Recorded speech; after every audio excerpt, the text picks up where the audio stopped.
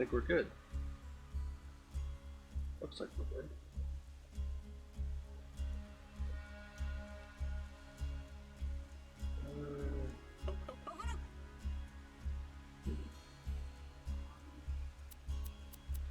Maybe I should. Let's see. Turn the resolution down. See if that'll help.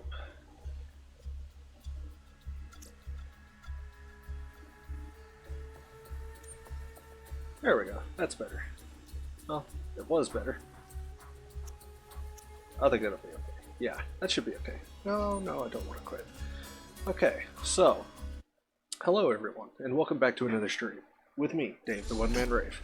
Now, I don't. Oh shit, that's no good. I gotta fix that.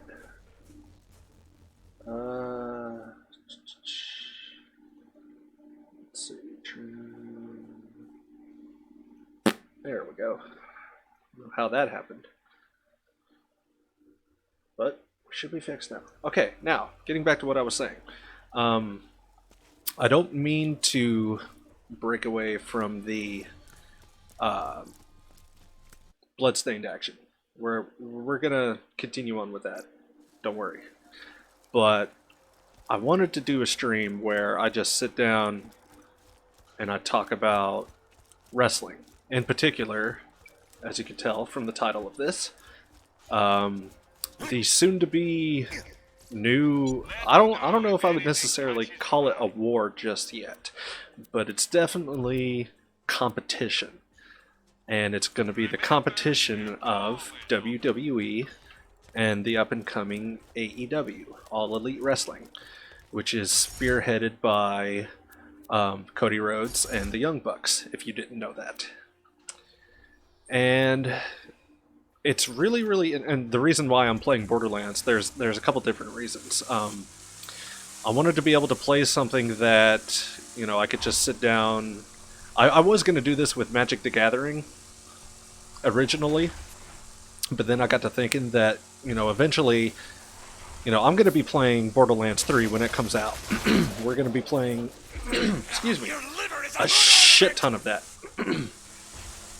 And so in order to get hype for it, I wanted to stream. I'm sure everybody's played it and seen it at this point in time, but I haven't done it yet. And it's because I didn't have a character that was leveled up decent enough. I forgot where I was supposed to travel. It's right there. And but I didn't want to just, like, you know, jump straight into the DLC. I wanted to, you know, have a character and have a decent level. I wasn't going to play through the whole game, well, like all of the DLC and stuff like that, but I figured if I just played through the main campaign and leveled up, you know, best I can, then I should be able to be good to go for that DLC. Because I don't know if it's level based or, you know, like if I went in fresh with that and everything would be based on my level and I'd be able to get through it anyway, or if it's supposed to be actual in-game content where you need to be leveled up. So that's why I decided I would just, you know, go ahead and make a character since I don't have one, and just go from there. So anyway, yeah, WWE and AEW. I figured this would be a good game for me to just talk about my thoughts and also get ready for that stream.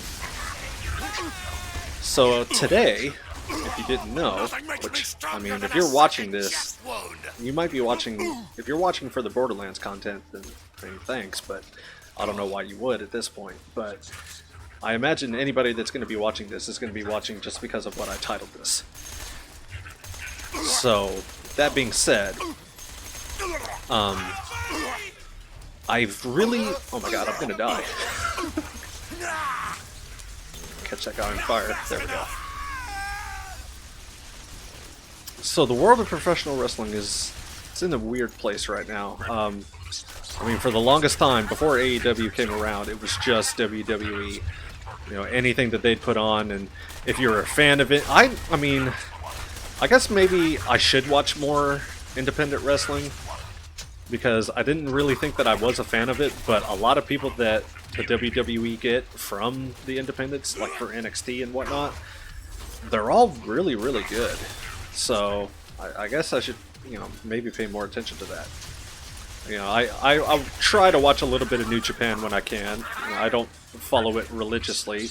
I just, try to keep up with like what's popular with that company, what they're doing and everything.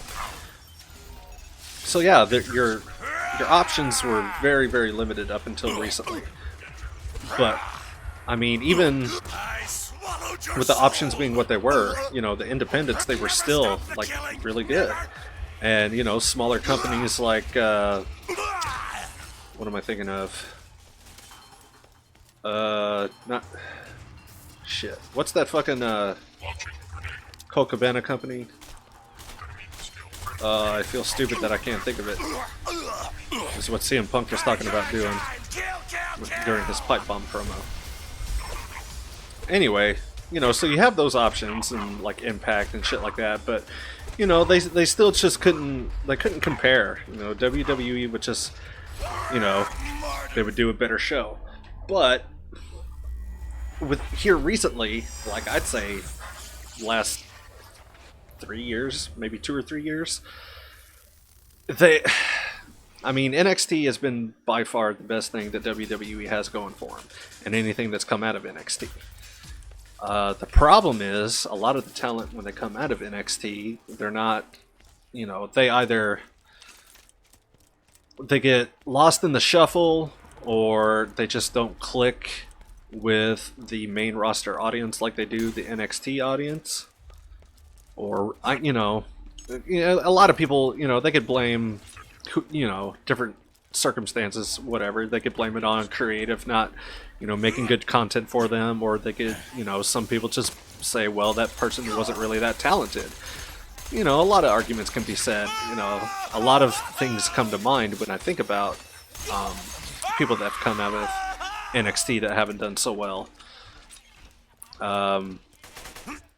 A guy that went to AEW comes to mind right away. Well, two obviously come to mind. One being the more popular of the two, Jon Moxley, because he's made a big impact since he's left WWE.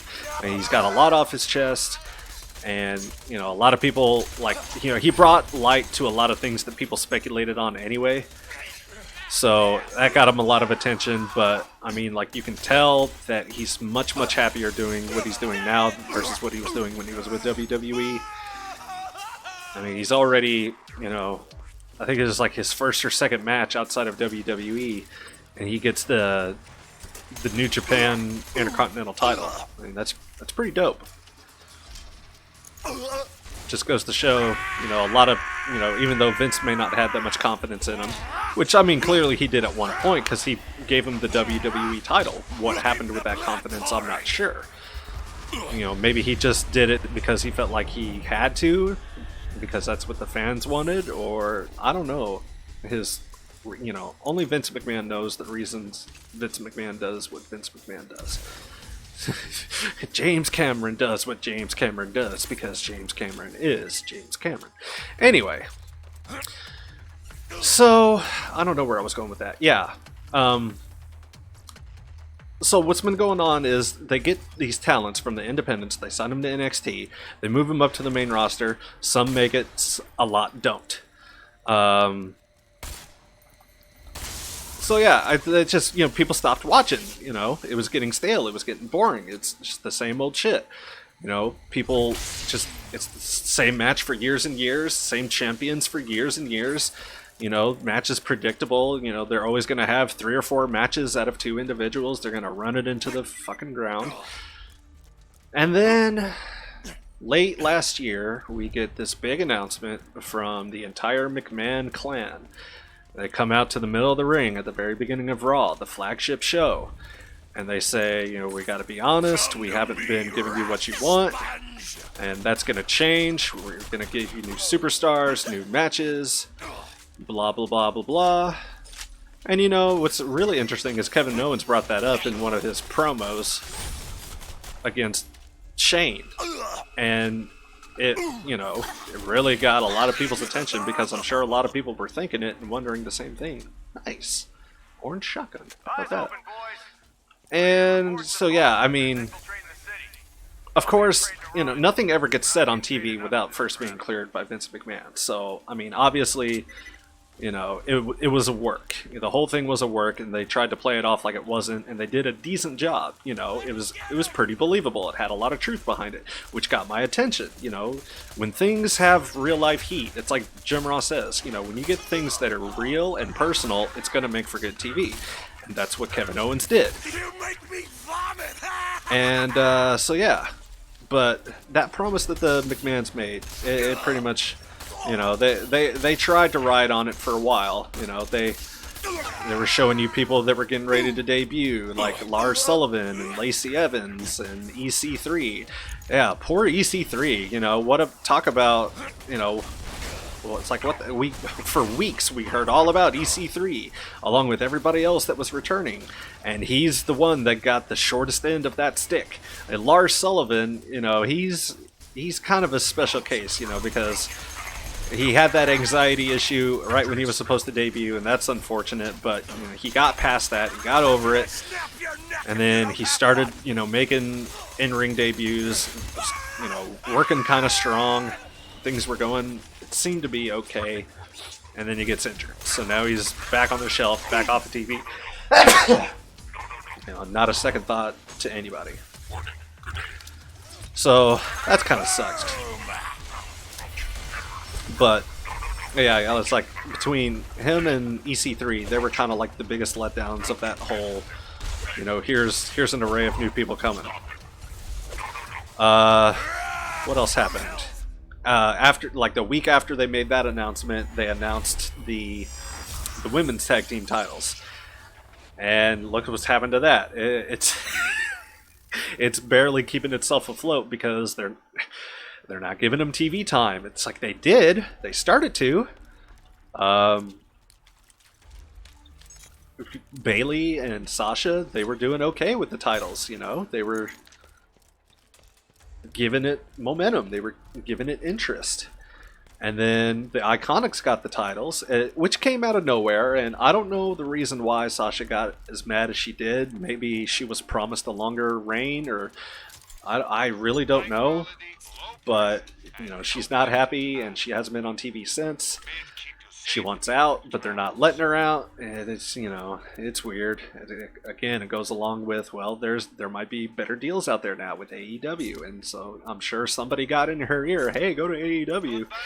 I don't know. So, yeah. All of this. It's just, and so, like, when they're not bringing on the people they say they're going to bring on, they bring in 4 other names from NXT, only 3 of which they keep.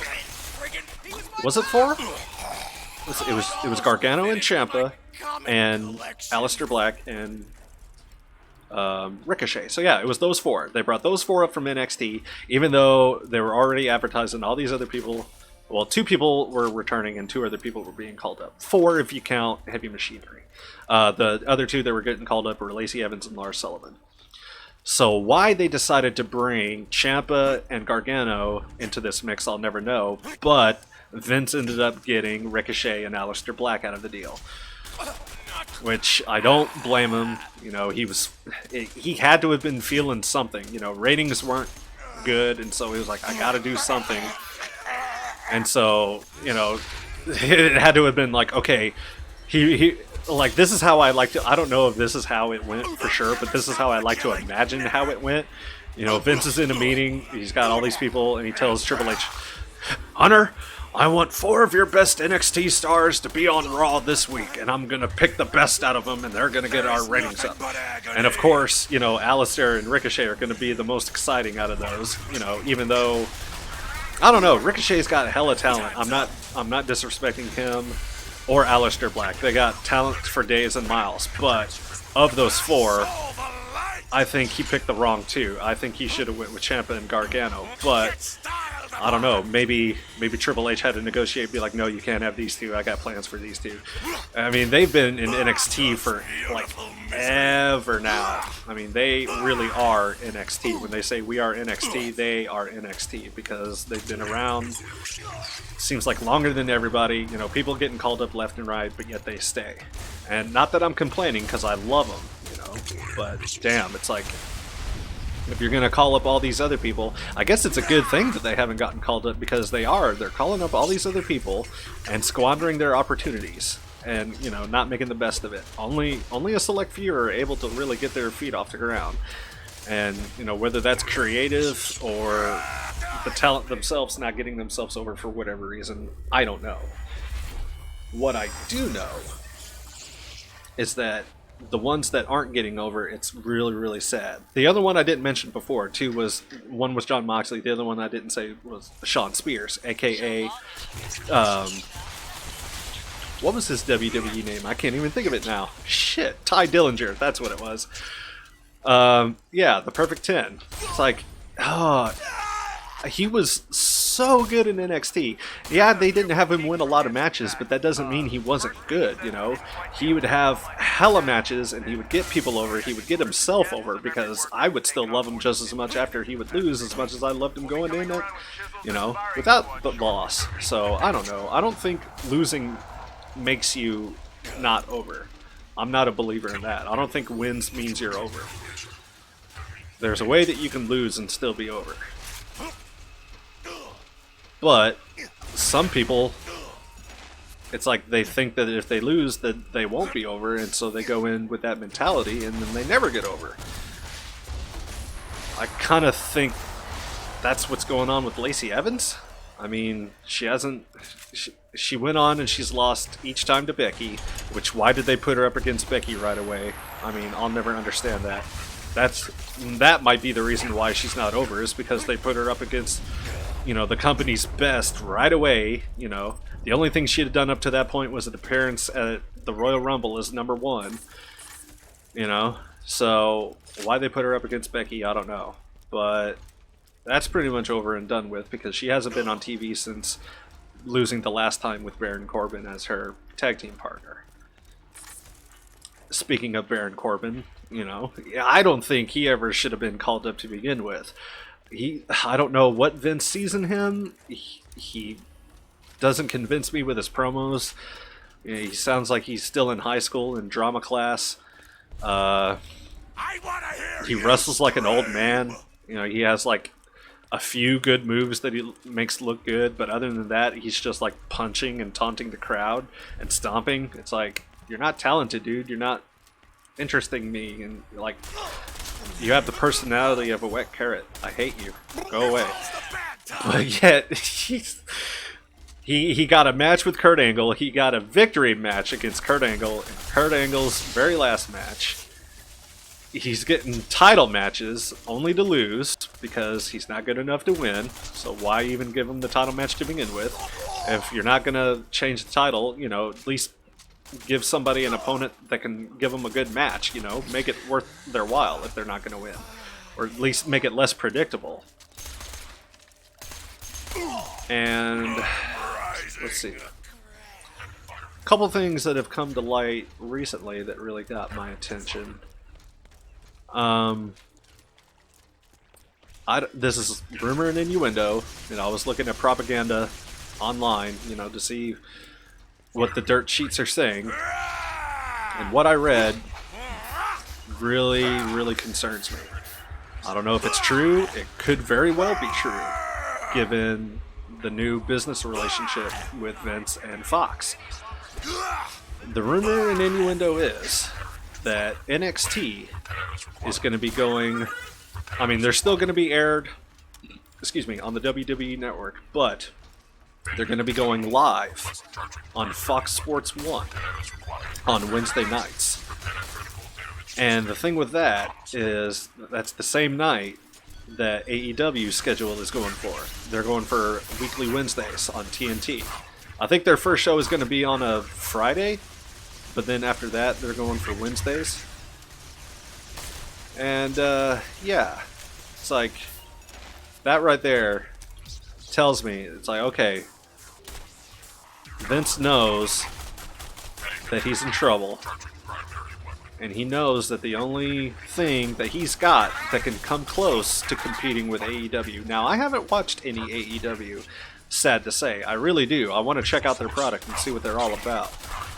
But, I mean, from what I've heard from reviews and whatnot, you know, fans talking about matches and seeing pictures, I would say that the closest thing that Vince has that would be in the same ballpark as what AEW is putting on would be NXT. Almost the same feel, the same atmosphere as far as like crowd and in-ring style. You know, hard-hitting, mat, you know, wrestling, just in your face, good professional wrestling. That would be my guess. Whether that's what happens or not, I don't know. But yeah, it's like, I don't know. I don't know if that's a good move. Not that I'm saying I don't think NXT can compete with AEW, but I don't know. Yeah. Oh yeah, that's another thing. They're gonna extend the show from 1 hour to 2 hours when they make it live. So, like, okay. I get it, but I don't get it. You know what I mean? It's like, I mean, obviously they can't use SmackDown because SmackDown just made its deal with Friday nights, and they don't want to move it to Wednesdays. Or, you know, Fox isn't going to move it to Wednesdays for like their scheduling purpose or whatever. Even though Vince would probably love it if they would. Monday, or Raw is Monday. It's a staple. It's been a staple ever since the show was conceived. They're not going to move. They're not going to lose that Monday slot. And yeah, so that leaves NXT because 205 Live certainly isn't going to be able to compete with AEW. So I get it, but at the same time I don't get it because, you know, that's your up-and-coming talent. Yeah, I mean, that's AEW's plan is to showcase a lot of young talent that not a lot of people have heard of, but also, you know, they're going to have, you know, the people that you have heard of. But they, you know, I've heard Cody say numerous times that they're interested in getting people over that aren't over that they think, you know, deserves a chance to get over it. You know, they got all the talent in the world, all they need is an opportunity, so they just want to give people that opportunity. And, you know, NXT can argue that they're doing the same thing, and they wouldn't be wrong by any means. Just, I don't know. Yes, this is going to work. If I get a few more hopefully, because and that's the thing. It's like not a lot of people know about NXT. I think that might be part of the reason why some people have a hard time, you know, getting their stuff over. Look at Shinsuke Nakamura, okay? You know, people when he made his debut, it was like the week or the SmackDown after WrestleMania, right? So that WrestleMania crowd, you're gonna have a lot of NXT fans in those crowds, you know, because they're always the most raucous. They buy the tickets, they go to the shows, you know, they're the ones that boo the good guys and cheer for the bad guys. You know, that's your NXT crowd. Those are those types of people. So when he made his debut, people immediately knew what he was capable of, and so they're singing his music and shit. The people that don't know who he is, they just see that and hear that, and they're like, oh, well, I guess I'm supposed to do that. So they imitate it, but then they don't get into the match because they don't know who he is. And it's like, you know, some people would argue, well, he's not wrestling as hard as he did in Japan, or, you know, even what he was doing in NXT. And you might be right, but at the same time, I saw him have a really good match with Dolph Ziggler. His first match, I think it was was it SummerSlam? Maybe not. I don't know. But anyway, he had a great match with Dolph Ziggler. Was it like 5 or 6 stars worthy? Absolutely not. But it was still good enough for him to get over. But he didn't get over. And I think it's because people didn't know who he was. Am I supposed to... I'm not focusing on the game that much. I'm just trying to focus on talking and getting my thoughts out there. Whoa, what the fuck? What? What the fuck? What's up, Arcasa? 1? Hey, kids, did you know your chances of being Talk to me, bro. I'm talking wrestling. You want to talk wrestling? opportunity? It's a scientific fact. I almost have what I need. Just activate a few more kiosks. Guess not. Now I can't remember what I was talking about. Oh yeah, I was just rambling about Shinsuke. That's right.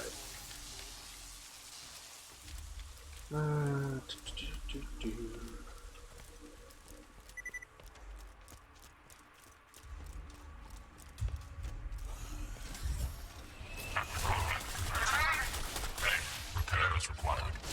No, sorry, repairs needed. No.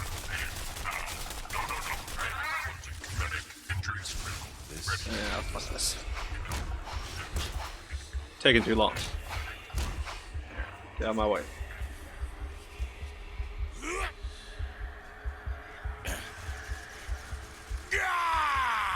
Wait a second. Is he up there? I think he's up there. That didn't work. Anyway, so yeah. I mean... Yeah, I guess you could blame that on creative, but I wouldn't blame the talent necessarily. I don't know. The thing is, I just feel like everything's too heavily scripted. And it's like if that might be part of the reason why some people sound like they're still, you know, in high school drama class, is because, you know, the day they show up to TV, they're handed a script and like, okay, this is what you're gonna say tonight. You know, learn it. Which, you know, they're supposed to be professional wrestlers, not actors. Which, I mean, they are actors, but they're not like actors, you know. It's supposed to be organic. It's supposed to come from the heart, not from pages of paper. A script. Did you know you're staring at the future side of the But Pleasure Palace? SummerSlam's going to be really interesting. Actually, the day after SummerSlam is going to be really interesting, I think. Because pretty much there's just going to be a huge reset button hit. I think. I mean, there's a couple things that are happening. Finn Balor's going away. He's taking a leave of absence after SummerSlam, after his match with Bray. What they're going to do next with Bray is going to be very interesting too, because they're clearly trying to book him as a bad guy, especially with the way Michael Cole talks about him, like I'm fucking 10 years old and shit.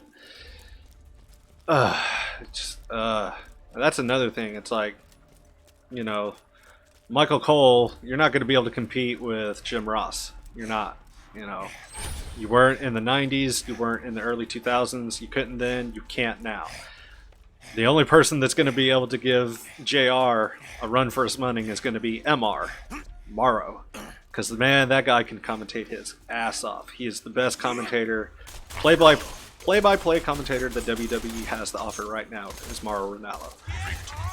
And I'm sure Vince is kicking himself in the ass for losing him on SmackDown because of the whole, like, I don't even know, like, I think they said that it was like, you know, stress or something like that Mauro was going through, you know, some shit like that. But a lot of people said that he got bullied by JBL, and I'm more inclined to believe that. I mean, JBL's an asshole, he really is, but he's from New York, you know. I mean, he's originally from Texas, but he has that New York, you know, mentality, mindset, you know. Of course he's an asshole. So yeah, I don't know. I'm more inclined to believe that than I am. I mean, maybe he does have, you know, some mental health issues or whatever, high stress and anxiety and shit. But you know, when you're working next to JBL, it's not going to get any better for sure by any means.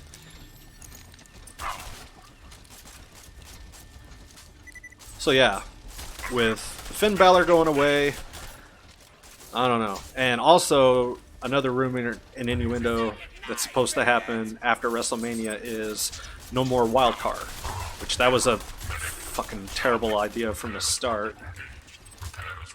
Yet another, like, I'm desperate to get ratings and I'm freaking out because everybody's talking about AEW instead of me, moved by Vince McMahon. Or maybe it was just a way to get Roman back on Raw so Michael Cole can say, "Here comes the big dog," because Tom Phillips won't say it on SmackDown. That's Michael Cole. It's here. It's his thing. Is here comes insert nickname. Every single person that comes out, if they've got a nickname that they go by, here they come. Here comes the big dog. Here comes the man. What else does he say? It started with Taz. You know, Taz used to be Michael Cole's partner on SmackDown, and I'm inclined to believe that Michael Cole told him to do this, where he would, anytime Brock Lesnar would come out, he would always say, "Well, here comes the pain." I think he said it one time, and Michael Cole was like, "That's brilliant! Do it every time!" And so he did every time. And so Michael Cole, you know, took a page out of that book. Here comes the big dog. It's boss time. Here comes the boss. Oh God, Michael, shut the fuck up. Just terrible, terrible, terrible stuff. So, with no more wildcard ruled, everybody's sticking to their respective show. If that's really what happens. You know, that's going to be really interesting. Maybe they'll have like one more night to kind of tie up loose ends. You know, the night after, so to speak, you know, to kind of like tie up the loose ends. Or maybe they won't. What I read is they're supposed to just act like it never happened and just go on unaffected, you know, and just people won't show up anymore. But I swear, if I see one thing out of place, I'm gonna call them out and be like, "Well, that was either a rumor and it wasn't true, or it was supposed to be true and it's just bullshit." I don't know. It's gonna be interesting though. Because I remember that night that he made that rule, and he was like, you know, he made an amendum that night. It started off when he first made it. Maybe he messed up. Maybe he was supposed to say 4 from the start, but he said 3. And then here comes Lars, and he's like, "Well, maybe we should make it 4 instead." It's yeah, whatever. Okay. And so then we went from 4 to 5, even though like nobody said anything. It happened though.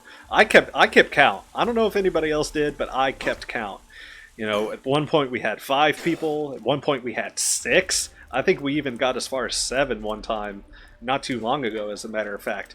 Because, you know, I don't know if they counted, but I counted tag teams as 2 people because they were. You know, even though they're one team, they are still 2 individuals from one roster. So anytime Heavy Machinery would end up on Raw, I'd count them as 2. You know? So, I don't know. It's going to be interesting. But, I don't know. I think I got all my thoughts out there that I wanted to get out. I didn't want to do a super long stream. I just wanted to talk about wrestling. You know, I don't have my webcam set up, so I didn't do a One Fall Friday. I just figured this would be the best thing that I could do. You know, just play around, just shoot the shit and shoot some shit in Borderlands 2. But like I said, we're going to be getting back to Bloodstained very, very soon. Found out what to do, and eventually, when I come back with this, we're going to be playing that DLC, that free DLC that's going to be leading up into Borderlands 3. I cannot wait for that. It's going to be so much fun. But anyway, I'm going to go ahead and hop up here. Thanks for stopping by. If you did stop by, I don't know what happened to Arkasa. I don't know if he was just talking shit or what. But anyway, thanks for stopping by, and I'll talk to you later. Oh, goodbye.